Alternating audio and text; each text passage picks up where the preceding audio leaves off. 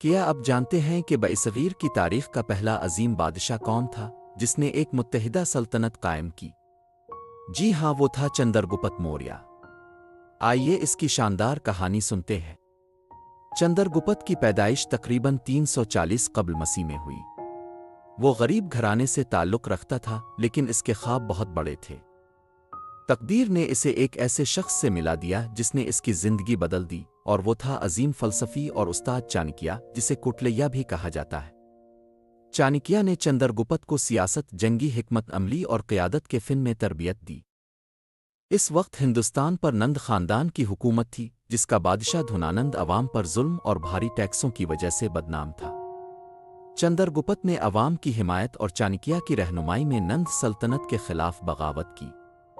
سخت جدوجہد کے بعد بالاخر 321 قبل مسیح میں اس نے نندوں کو شکست دی اور موریہ سلطنت کی بنیاد رکھی۔ یہ سلطنت برصغیر کی سب سے پہلی بڑی اور متحدہ سلطنت سمجھی جاتی ہے۔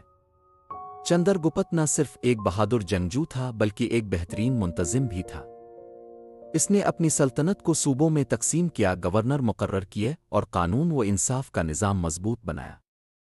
اس کے دور میں زراعت، تجارت اور معیشت نے نئی ترقی حاصل کی۔ یونانی حملہ آور سکندر اعظم کی موت کے بعد جب سلیوکس نکاتور نے ہندوستان پر قبضہ کرنے کی کوشش کی تو چندرگپت نے اپنی فوجی طاقت دکھائی۔ اس نے نہ صرف یونانیوں کو شکست دی بلکہ ایک معاہدے کے تحت مغربی علاقے بھی حاصل کیے۔ کہا جاتا ہے کہ سلیوکس نے اپنی بیٹی کی شادی چندرگپت سے کر دی تاکہ تعلقات مزید مضبوط ہوں۔ چندرگپت کی زندگی کا ایک اور پہلو بھی بہت دلچسپ ہے۔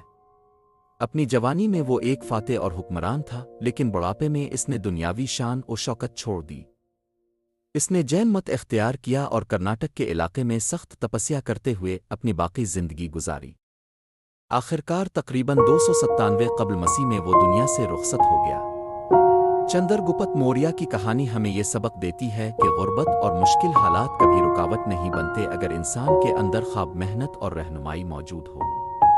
ایک غریب نوجوان کیسے برصغیر کے سب سے طاقتور بادشاہوں میں شمار ہوا، یہ تاریخ کا حیرت انگیز باب ہے۔ اگر ویڈیو پسند آئی ہو تو لائک، شیئر اور سبسکرائب ضرور کریں۔ نئی ویڈیوز کی اطلاع کے لیے بیل آئیکن دبانا نہ بھولیں۔ شکریہ۔